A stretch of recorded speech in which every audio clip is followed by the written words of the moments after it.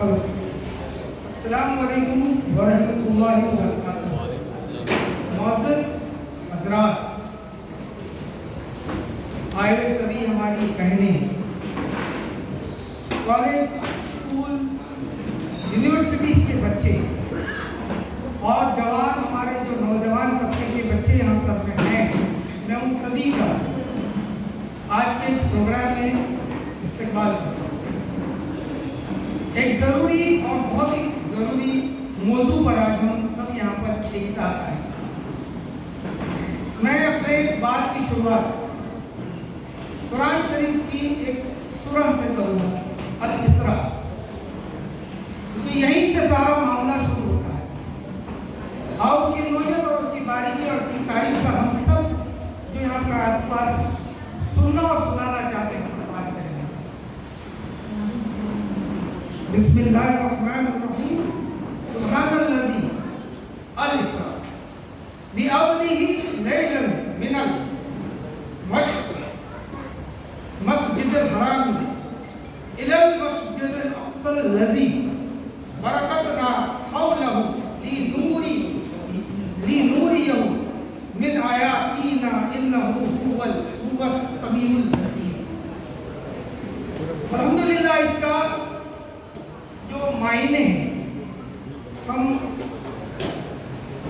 Translation के साथ कुरान शरीफ हमें पढ़ना चाहिए, जिससे हमको जानकारी या तारीख की मालूमात साथ ही साथ होती चली जाती है। क्योंकि कुरान शरीफ अपने आप में एनसाइक्लोपीडिया ह्यूमन लाइफ है और वो तारीख। वो खुदा ए रब से पाक और पाकीज़ा है, जिसने अपने बंदों को रातों रात मस्जिदिल हराम, खाने काबा से मस्जिदिल अक़सा, आसमानी मस्जिद तक की सैर कराए। इसके चौगिर्द हमने हर किस्म की बरकत मुहैया कर रखी है, ताकि हम उसको अपनी कुदरत की निशानियां दिखाएं। इसे शक नहीं कि वो सब कुछ सुनता और देखता है। इससे पहले कारी साहब ने भी बनी इज़राइल पर, मस्जिद अल-अक़सा पर किरात पढ़ी, और ये मामला जो है ये बहुत ही साफ है कि आज जो हम नजर हमें आ रहा है, आज गाजा पर, आज फलस्तीन पर जो हमले हो रहे हैं, इजराइल, ये मौजू क्या है, हमें इसको जानना पड़ेगा। इसकी थोड़ी सी तारीख पर हमें जानना। शुरुआत बहुत पहले से हुई। यहूदी इजराइल के बाशिंदे हैं, तो रहीवासी है, वहां पे पैदा हुए हैं, उनके बुजुर्ग वहां पे पैदा हुए। कुरान शरीफ में जिस बात का जिक्र है, तो इसका मतलब कि कई हजारों साल पहले की मैं आपको बात बता रहा हूं। इजराइल कई सालों तक हुकूमत बरतानिया के पास, यानी ब्रिटिश क्रिश्चियनिटी के साथ, उसकी हुकूमत क्रिश्चियंस के पास। सुल्तान सलाहुद्दीन अय्यूबी ने जंग लड़कर, क्योंकि बैतुल मुक़द्दस एक बहुत मायने रखने वाला मुसलमानों के लिए मौजू रहा है, तो उस जगह पर वो फतेह की। उसके बाद 1000 साल तक मुसलमानों के पास ये सरजमीन रही। ये सरजमीन फलस्तीन के नाम से ही जानी जाती, इजराइल के नाम से नहीं जानी जाती। इजराइल जियोनिस्ट नाम है, और ये जमीन को जो है 1000 साल से ज्यादा मुसलमानों ने इस पर अपनी हुकूमत की। उस वक्त जब सुल्तान सलाहुद्दीन अय्यूबी ने इजराइल पर अपना कब्जा किया, जंग लड़कर उसको जीता, तब वहां पर क्रिश्चियन भी थे, यहूदी भी थे और अरब भी थे, और सबको एक जैसा मकाम दिया गया कि आप अपने मजहब को पूरी तरह से आप मजहब को मान सकते हो, आप चर्च में जा सकते हो, आप ज्यूश लोग अपने टेंपल में जाएं, मुसलमान अपने मस्जिद में जाके अपने आका को याद।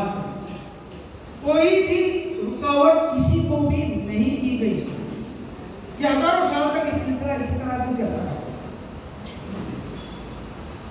वक्त हालात बदले। सुल्तान सलाम अय्यूबी के बाद हमने अभी इस वक्त में सभी ने, मुझे लगता है आर्टिकल गाजी सीरियल देखा है, मुझे लगता है सभी ने देखा होगा। उनकी पहली औलाद उस्मान, उनका नाम उस्मान उस्मान है। वहां से ओटोमन एम्पायर जो है वो नाजिल हुआ, या ओटोमन एम्पायर के नाम से डायनेस्टी क्रिएट हुई, जिसमें टर्की, क्योंकि वो हिस्सा था फलस्तीन, सीरिया, ये पूरा मुकम्मल इलाका वो पूरी तरह से ओटोमन एम्पायर की डायनेस्टी थी। वर्ल्ड वॉर 1 के अंदर, पहली वॉर के अंदर जर्मनी और बाकी कंट्रीज के साथ जो एंटी यूरोप कंट्रीज थे, अमेरिका, ब्रिटेन, रशिया, इनके अगेंस्ट में ओटोमन के जो डायनेस्टी के लोग थे, ओटोमन एम्पायर जो थे, उन्होंने साथ मिलकर जंगें लड़ी। इसके साथ लड़ी हिटलर के साथ, जर्मनी के साथ मिलकर। हालात ऐसे पैदा हुए इतने सालों के अंदर कि जब ये पहली वॉर शुरू हुई तो 4 साल चली। इस जंग के वक्त जो यहूदी लोग उस इलाकों में रहते थे, उस कंट्रीज में रहते थे, उनके साथ एट्रोसिटीज होने लगी, उनको जुल्म होने लगा, तो वहां से पलायन करना शुरू। लेकिन हालात इतने बुरे थे कि उनको किसी भी कंट्री ने एक्सेप्ट नहीं किया, किसी भी कंट्री ने एक्सेप्ट नहीं करते थे, इनकार कर दिया कि आप हमारे पास नहीं आएंगे, हम आपको नहीं एकोमोडेट करेंगे, हम आपको माइग्रेशन वीजा माइग्रेशन नहीं होने देंगे। तब उन्होंने अपना इरादा बनाया कि हम अपने माजरे वतन इजराइल में जाकर अपनी हुकूमत बनाएंगे, वहां पर हम जाकर रहेंगे। वर्ल्ड वॉर 2 के दरमियान में, वर्ल्ड वॉर 1 के अंदर ओटोमन एम्पायर, उस्मान कुलूस का जो परिवार था, उसके बाद जो उनका वंशज था वो उतर गया, सत्ता पे से उतर गया, ताकत पे से उतर गया। उसके बाद वक्त आया वर्ल्ड वॉर 2 का। वर्ल्ड वॉर 6 साल चली, और 6 साल के अंदर जर्मनी ने जहां जहां पर भी जर्मनी के कॉलोनीज बने, या जहां जहां पर भी जर्मनी ने अपनी हुकूमत बनाई, या जिस जगहों पर उन्हें अपना कब्जा किया, वहां पर जितने भी यहूदी थे उनको बहुत बुरी तरह से मारा। इस मामले में 6 मिलियन ने 60 लाख से ज्यादा यहूदियों का कत्लेआम हुआ है। वर्ल्ड वॉर 2 6 साल के अंदर जब जर्मनी नाजी यानी हिटलर हार गया, तब जाकर फलस्तीन पर, जो फलस्तीन था, वहां पर ब्रिटिश की कॉलोनीज जो है, क्योंकि वो भी एक हिस्सा था उस वॉर का, तो वहां पर फलस्तीनियों को माइग्रेट करना शुरू कर दिया। उसको भी कंट्रोल्ड माइग्रेशन था, लेकिन अमेरिका चाहती थी कि सारे लोग वहां पर जाकर बस जाए। इजरायली चाहते थे, यहूदी चाहते थे कि हम इजराइल में चले जाएं और वहां पर हमारी हुकूमत कायम करें।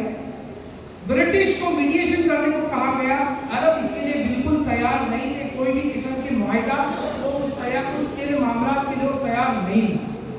फिर भी अमेरिका और ब्रिटिश के मदद से इजराइल 1948 के अंदर कायम हुआ।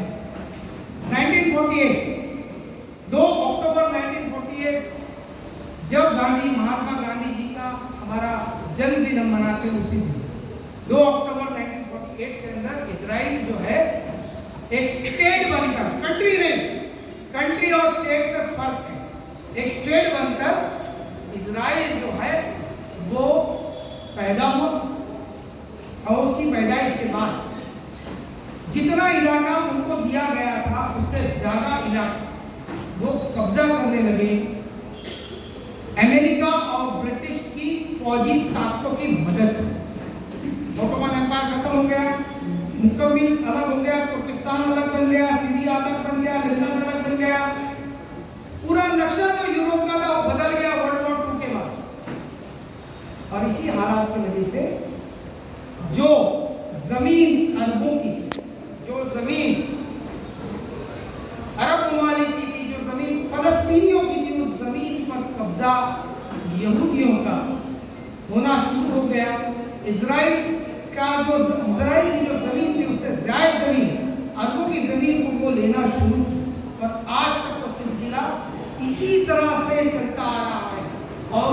लड़ाई आज फलस्तीन लड़ रही है। महात्मा गांधी, मोहनदास करमचंद गांधी, इन्होंने भी कहा कि जो जमीन जिसकी है उसी को मिलनी चाहिए, क्योंकि वो एक सोच थी, एक बड़े लोग थे, बड़ी सोच रखने वाले लोग, वो अमन और शांति को पसंद करने वाले लोग थे। वो जानते थे कि इस तरह से अगर इजरायलियों ने अरबों की जमीन को हथियाने की कोशिश की तो आने वाले वक्त के अंदर जो है ये बहुत बड़े युद्ध के अंदर बदलेगा और हम इसी महायुद्ध की तरफ जाते हुए नजर आ रहे हैं। ये 1948 के अंदर, 48 के पहले 1939 में वो हरिजन मुक्त के अंदर महात्मा गांधी जी ने इसका उल्लेख किया है, कहा है कि जो जमीन जिसकी है उसी को मिलनी चाहिए। बड़े नेता जो होकर गए, जो समझदार नेता होकर गए, जिनकी दूरदृष्टि थी, उन्होंने हमेशा इस बात की जो है मुखालफत की। अटल बिहारी वाजपेयी जी का भी मैंने एक स्पीच सुना, उसके अंदर भी उन्होंने कहा कि अरबों की जमीन सिर्फ अरबों की रहेगी, अरबों की ही रहनी चाहिए, किसी को हक नहीं कि किसी की जमीन पर आकर वो कब्जा करे। हमारे जमीन पर भी तो ब्रिटिशों ने कब्जा किया था, हमने भी तो वो लड़ाई लड़ी थी। तो क्या आज जो फलस्तीन के लोग लड़ाई लड़ रहे हैं गाजा के लिए, अपनी जमीन के लिए, तो क्या वो आतंकवादी है? इस तरह से तो हम भी आतंकवादी हैं। ब्रिटिश के साथ हमने हमारी लड़ाई लड़ी तो हमने अपनी जमीन के लिए लड़ी, अपने वकात के लिए लड़ाई लड़ी, अपने हक के लिए लड़ाई लड़ी। इसी तरह से आज फलस्तीन के बाशिंदे भी अपने हक के लिए लड़ाई लड़ रहे हैं और आज हम इसीलिए उनके लिए आज यहाँ पर दुआ करने के लिए खड़े हैं कि अल्लाह ताला उनकी मसले मसाइल को खत्म करे। आज जो हालात फलस्तीन में नजर आते हैं वो बद से बदतर है। किसी को न्यूज़ को, मीडिया को इसकी जानकारी नहीं दी जाती कि वहाँ पर क्या होता है। हालात जो हमारे सामने दिखाए जाते हैं उससे भी ज्यादा खराब है। हम क्या कर सकते? हम यही कर सकते कि हम उनके लिए दुआ करें। साथ ही साथ एक आदमी की अगर कमर तोड़नी है कहते हैं तो उसके जेब पर जो है हमला करो, तो उसके जेब पर हमला कैसे कर सकते हैं? इसकी इकोनॉमी पर हमला कर सकते हैं, किस तरह से कर सकते हैं? तो ये आप जो पीछे देख रहे हो, इन प्रोडक्ट्स को बाइकआउट करें। मैंने तो कसम खा ली, आज के मेरे आइन के जब मैं प्लेज ले रहा था, कसम खा रहा था जिसकी, उस पर भी मैंने खाई कि मैं इजरायली प्रोडक्ट का इस्तेमाल नहीं करूँगा, चाहे मुझे जरूरत किसी भी पड़े तो भी मैं नहीं करूँगा। मैं अपना काम, मैं मेरे दाल रोटी से चल सकता है, मैं मैकडोनल्ड का बर्गर नहीं खाऊंगा। तो इस तरह से अगर हर इंसान ने अपने तरीके से, अपने सोशल मीडिया से, अपने दोस्त अहबाब में अगर ये मुहिम भी चलाई तो आप उस जंग में शरीक है जो जंग आज फलस्तीन लड़ रहा है। क्या आपके बाशिंदे हैं? मैं अपनी बात को थोड़े में खत्म करूंगा। इसके बाद एक छोटा शेर कहीं पढ़ा था मैंने, बहुत अच्छा लगा था मुझे, तो मैं आप लोगों के बीच जो है उसको बिल्कुल पढ़ना चाहता हूँ, आप लोगों के बीच उसको बताना चाहता हूँ। सरदार भी तुम्हारा है, लश्कर भी तुम्हारा है, तुम झूठ को सच लिख दो, अकबर भी तुम्हारा है। अंधेरे का जिक्र का जिगर, अंधेरे का जिगर का चीर कर नूर आएगा, अंधेरे का जिगर चीर कर नूर आएगा। अगर तुम हो फिरौन, मूसा भी जरूर आएगा इंशाअल्लाह। और अल्लाह ने चाहा तो